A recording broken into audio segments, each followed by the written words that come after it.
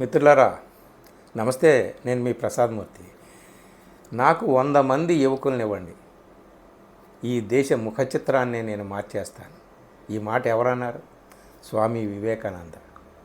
నాకు ఆ మాట మొన్న కన్హయ్య కుమార్ ఢిల్లీలో తన ఎన్నికల ప్రచారపు మొదటి రోజున చేసిన మొదటి ఉపన్యాసం వింటే గుర్తుకొచ్చింది. ఇలాంటి యువకులు కదా దేశానికి కావాలి. ఇంత నవనవోన్మేషంతో, ఇంత నవోత్తేజంతో, ఇంత జలపాత ఉద్ధృతితో మాట్లాడేటటువంటి, ఇంత తురంగ భాషలో ఉర్రూతలూగించేటటువంటి యువకులు కదా మనకి కావాలి. ఇంత నిస్వార్థంగా, ఇంత నిబద్ధతతో, ఇంత దీక్షతో, ఇంత నిజాయితీతో మాట్లాడేటటువంటి నెత్తురు మండి శక్తులు నిండి యువకుల్లారా రారండి అన్నట్టు అలాంటి యువకులు కదా దేశానికి కావాలి. కన్హయ్య కుమార్ని చూస్తే నిజంగా ఇలాంటి యువకులు ఒక 100 మందో 1000 మందో ఈ దేశంలో ఉంటే చాలు కదా అనిపించింది. నేను ఈ మాటలు మాట్లాడుతున్నానంటే కన్హయ్య కుమార్ కాంగ్రెస్ పార్టీ వాడు కాబట్టి, కాంగ్రెస్ పార్టీలో చేరాడు కాబట్టి, అంతకుముందు సిపిఐ, నేనేదో కాంగ్రెస్ వాడిని అని మీరు అనుకోవచ్చు.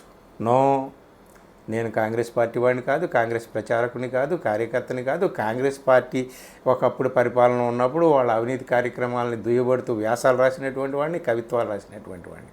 కాబట్టి నేను ఏ పార్టీకి సంబంధించినటువంటి వాడిని కాదు. నా భావాలు వింటుంటే నేను ఒక సెక్యులర్ భావాలు కలిగినటువంటి వాడిని, ఒక బుద్ధిస్ట్ని, అంబేద్కరిస్ట్ని, కమ్యూనిస్ట్ని అని మీకు అర్థమవుతుంది. కన్హయ్య కుమార్ గురించి ఎందుకు చెప్తున్నానంటే అతను జేఎన్యూలో చదివాడు, విద్యార్థి మూమెంట్ నుంచి వచ్చాడు. తానాషాహి దేశంలో ఉన్నటువంటి నియంతృత్వాన్ని ఎదుర్కొంటున్నాడు. దేశంలో ఉన్న నియంతృత్వానికి జేఎన్యూలో చదువుతూ విద్యార్థిగా ఉన్నప్పుడే పాపం ఆయన నియంతృత్వపు దెబ్బ ఏమిటో దాన్ని రుచి చూశాడు. తిహార్ జైలుకి వెళ్ళాడు. ఈ రోజున కాంగ్రెస్ అభ్యర్థిగా ఢిల్లీలో పోరాటంలోకి దిగాడు. అతని మాటలు వింటుంటే నేనే కాదు చాలామంది అబ్బురంతో ఆశ్చర్యపడి బహుశా టీవీలకి అతుక్కుపోయి విని ఉంటారు. చాలా గొప్పగా ఉపన్యాసం చెప్పాడు. తిహార్ జైల్లో పెట్టారు కదా, ఈ నియంత్రణలు నన్ను తిహార్ జైల్లో పెట్టారు. శ్రీకృష్ణుడి జన్మస్థానం కూడా జైలే, నా పేరు కన్హయ్య అని అన్నాడు అనమాట. భలేగా అనిపించింది. చాలా మాటలు ఇందులో చెప్పాడు.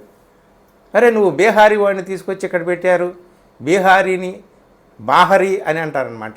బీహార్ వాడు కదా ఇతను కన్హయ్య, బీహారీని బాహరీ అని అండ్ బీహారీని తీసుకొచ్చి ఢిల్లీలో ఎందుకు పెట్టారని అంటే, అరే నేను బీహారీనే, బాహరీనే, కానీ బీహారీ లేకపోతే మీ రోడ్లు ఎలా శుభ్రంగా ఉంటాయి, ఇంత బంగ్లాలు ఎలా లేస్తాయి అని చెబుతూ, నేను పుట్టింది, నా జన్మస్థానం గంగానది, ఇదిగో నా కర్మస్థానం, నా కర్మస్థలి యమునా నది అంటూ మాట్లాడాడు. ఇలాంటి చాలా దేశంలో నెలకొన్నటువంటి నియంతృత్వానికి వ్యతిరేకంగా ప్రజాస్వామ్యాన్ని బతికించుకోవడం కోసం, ప్రజాస్వామ్యాన్ని సజీవంగా నిలుపుకోవడం కోసం, ఈ దేశంలో మత సామరస్యాన్ని, మనుషుల మధ్య సహజీవన సౌందర్యాన్ని నిలుపుకోవడం కోసం మనం ఎన్నో త్యాగాలు చేయాలి. నేనే కాదు, మీరందరూ కూడా ఓటు వేసే ప్రతి ఒక్కరూ కూడా ఒక అభ్యర్థి అంటూ ఆయన మాట్లాడినటువంటి తీరు చూస్తే నాకు హ్యాట్స్ ఆఫ్ అనిపించింది. ఇలాంటి కుర్రాళ్ళు కదా కావాల్సింది ఈ దేశానికి. మతం కాదు, మతోన్మాదాన్ని రెచ్చగొట్టి ఊగిపోయేటటువంటి మాటలు మాట్లాడేవాళ్ళు కాదు. మనుషుల మధ్య, మతాల మధ్య, కులాల మధ్య, ప్రాంతాల మధ్య, భాషల మధ్య ఒక సామరస్యాన్ని, ఒక వారధిని కట్టేటటువంటి ఇలాంటి నవయువకులు కదా కావాలి అనిపించింది.